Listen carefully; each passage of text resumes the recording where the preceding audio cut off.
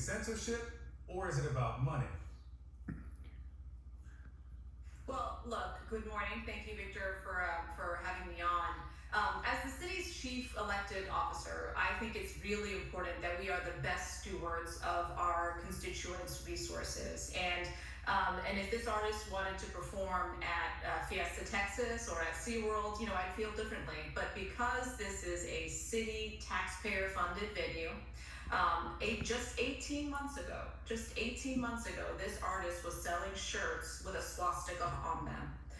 And as you rightly point out, we had to include amendments to our contract so we wouldn't sing the Heil Hitler song and then sell such merch. So I think this is a very extreme example, but it does call for, frankly, a better conversation about a process so that we don't find ourselves in this situation.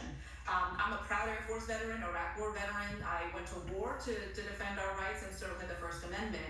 I think there's a difference, though, Victor, and many of my constituents feel the same way. There's a difference between the protecting the First Amendment and providing somebody a city-funded, taxpayer-funded platform who has a record of anti-Semitic rhetoric and hate speech. Yeah.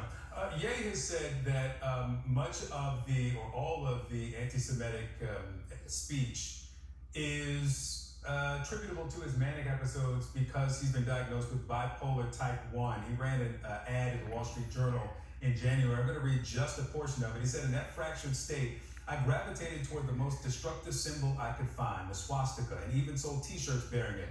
One of the difficult aspects of having bipolar type 1 are the disconnected moments, many of which I still cannot recall, that led to poor judgment and reckless behavior that oftentimes feel like an out-of-body experience. I regret and am deeply mortified by my actions in that state and am committed to accountability, treatment, and meaningful change. It does not excuse what I did, though. I am not a Nazi or an anti-Semite. I love Jewish people." I want to play here what you told our CNN affiliate, WOAI.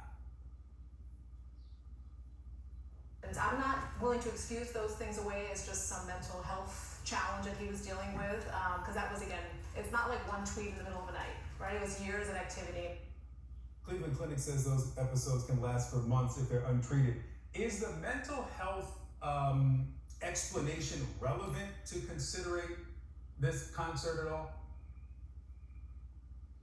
Look, I'm not a mental health professional. I'm the chief elected officer of my city. And when I think about the appropriateness of the use of city tax dollars, I want to make sure that we are being judicious with those things and they're appropriately used. Regardless of how the comments and the behaviors over a decade came about, I cannot speak to those things. I can, though, speak to, as frankly, as a veteran, as somebody who knows history, as somebody who has read books about history, the importance of standing up in the face of anti-Semitic rhetoric and hateful speech, and making sure that we are a community where everybody feels safe and welcome, and that's what I'll be focused on. And so now that this looks like the concert's going to go ahead next week, how do you make the best of this? For a community there that does not want this, there's obviously a large community that does want to see him there.